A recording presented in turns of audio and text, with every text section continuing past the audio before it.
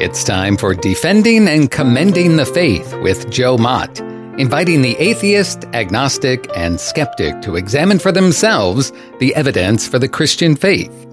We are all limited by what we do not know and by the things we think we know but are not true. Dr. Joe Mott earned his PhD at LSU and was a distinguished math professor at Florida State University for 38 years, helping to write 3 math textbooks and authoring over 30 research articles in math. He is now the host of this radio program, Defending and Commending the Faith. Here is Joe Mott. Hello to everybody. Welcome to the program. Today I address the Christian church's critical problem. How does the Christian church develop the church's population to use the Bible's mandates to make decisions and guide their affairs? In other words, to think biblically.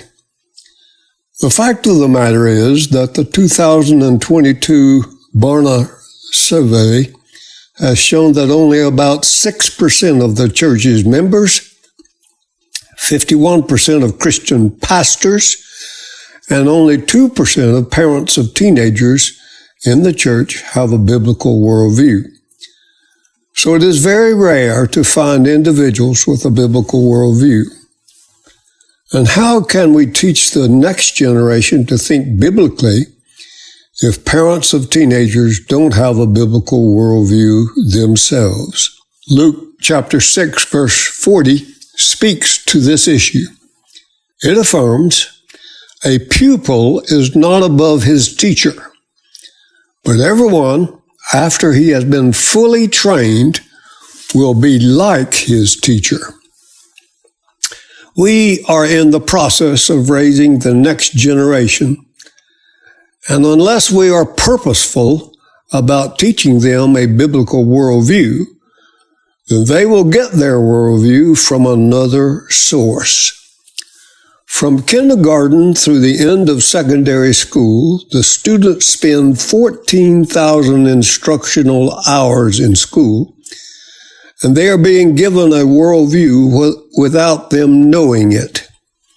It is surprising that a lot of parents think that all they need to do to combat them inculcating a strange worldview is to ask, "What did you learn today?" Well, you know the answer to that question, don't you? The answer comes back, "Oh, nothing." So that's the first problem, communication. The second problem is that the students don't realize that they are being taught a worldview that is contrary to the biblical worldview. So they can't tell you what they are being taught because they are completely unaware that their worldview is being shaped and that it is being shaped intentionally and strategically by the political left in our nation. The students envision that what they are learning in school is the right way to think because they do not know there is a different way to think. Jesus Christ gave the Christian church its commission to go into all the world and make disciples and teach them to observe all that he commanded. That's found in Matthew chapter 28, verse 19. The Barna survey implies that the Christian church is failing in its commission. It is not making disciples, neither in the adult population nor in the youth of the church. In a real sense, the home is part of the mission field for Christian parents. This is further exacerbated by the fact that 80% of the church's youth between the ages of 18 to 29 are abandoning the church in the first year after they leave home. Parents have a duty to combat this. In this regard, Ephesians 6, verses 1 through 4 has instructions to the children of the home, the Christian parents, and especially the fathers. Children, obey your parents in the Lord, for this is right.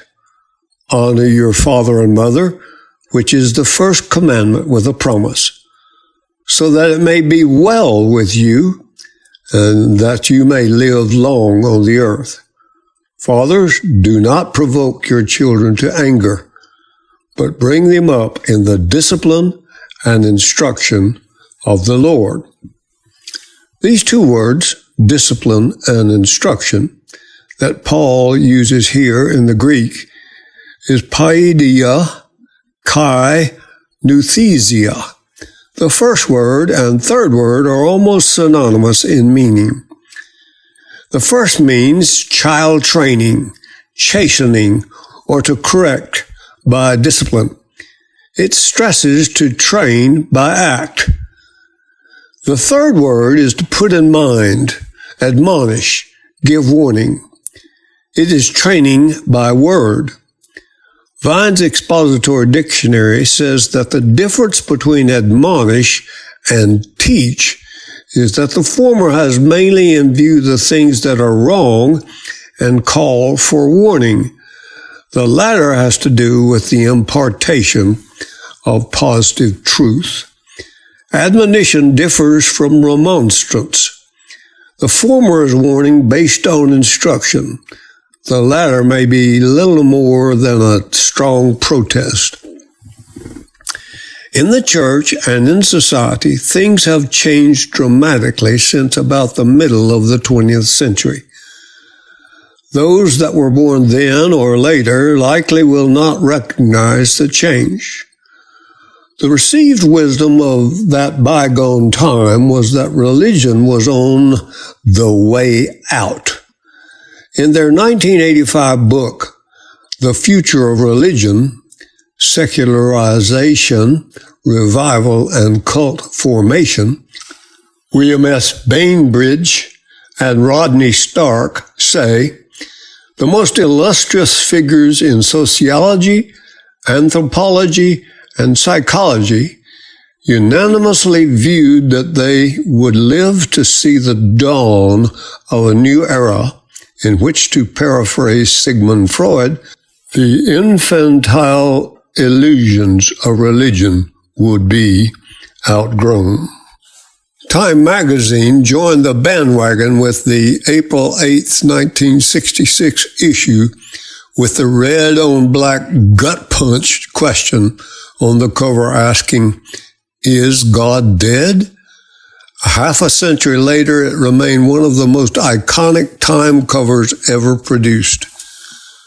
Those three words on the Time magazine cover reveals that what has stirred debate formerly among a few radical theologians had suddenly captured the imaginations and fears of the entire nation. These three words also captured a moment in time. The question had been brewing for some time prior to the Time issue in 1966. Near the end of the 19th century, Friedrich Nietzsche started his God is Dead movement. William Hamilton of Colgate Divinity School and Thomas Altizer of Emory University published a book of essays on the topic, Radical Theology and the Death of God, right around when the Time story came out. After years of battling the evils of Adolf Hitler's Nazism and the ferocity of the Japanese army in World War II, American Christians watched as godless communism threw its sinister curtain around several nations in the world. The Civil Rights Movement was another real-world event that made the question apt. In 1966, it wasn't easy to believe that a loving, powerful God was actively steering the lives of man. This problem of evil was on the minds of lots of people, and it still remains on the minds of many. And it is used as an excuse not to believe in the God of the Bible. And at home, Martin Luther King Jr. was making his I Have a Dream speech in Washington, D.C. In that speech, King said, "I have a dream that my 4 little children will one day live in a nation where they will not be judged by the color of their skin, but by the content of their character. Looking back, there is another fact in the story that stands out even more as an artifact of the time. Survey results showed then that 97% of Americans believed in God. The number of God's devotees has been shrinking ever since. In 2014, the Pew poll found that only 63% of Americans believed in God. Gallup poll numbers were roughly the same. Among those concerned with the state of religion in America today, one of the most pressing topics is the rise of nuns, the increasing number of people who identify as spiritual but claim no religion of their own. And yet, even as Americans' belief in God declines, religion retains a powerful hold. Indeed, on December the 26th, 1969, Time magazine had another cover story asking, "Is God coming back to life?" Then in an article on April the 7th, 1980, Time marveled, "In a quiet revolution in thought and argument that hardly anybody could have foreseen only 2 decades ago, God is making a comeback." Most intriguingly, this is happening not among theologians or ordinary believers, but in the crisp intellectual circles of academic philosophers, where the consensus had long banished the Almighty from fruitful discourse. According to this article, the noted American philosopher Roderick Chisholm speculated that the reason atheism was so influential in the previous generation is that the brightest philosophers were atheists. But today, he observes, many of the brightest philosophers are theists, whose work is in defense of that belief. Most Americans, and in particular the new atheists, are blissfully ignorant of this ongoing revolution in Anglo-American philosophy. This is witnessed by the 2009 book, The Blackwell Companion to Natural Theology, edited by William Lane Craig and J.P. Moreland. The new atheists are generally out of touch with cutting-edge work in this field. A generation after the 1966 Time cover story, Freud's prophetic vision can no longer be sustained. In the 2010 book, Why God Won't Go Away, the theologian and scientist Alistair McGrath writes, "I can hardly fail to point out that the common Christian understanding of human nature over the last 2,000 years is that we possess and are meant to possess a homing instinct for God. To use an image from the Renaissance poet Francis Quayle's comment, our soul is like an iron needle drawn to the magnetic pole of God. God can no more be eliminated from human life than our yearning for justice or our deep desire to make this world a better place. We have a homing instinct precisely because there's a home for us to return to. That's one of the great themes of the New Testament. We are created with an inbuilt yearning for God, famously expressed in the prayer of Augustine of Hippo. You have made us for yourself, and our heart is restless until it finds its rest in you. One of the reasons Christianity is true in its ability to make sense of our experience. I will return to this topic in the next episode of this program.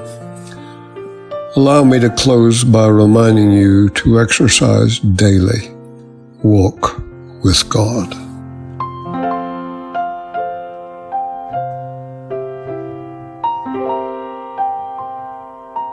Thank you for listening to Defending and Commending the Faith with Joe Mott, a production of Wave 94 Radio in Tallahassee, Florida. If you have any questions or comments for Joe, please forward them to Doug Apple at Wave94 at this email address, dougapple@wave94.com. And be sure to join us every Monday evening at 6:45 p.m. on Wave 94 and subscribe through your favorite podcast app. Defending and Commending the Faith with Joe Mott.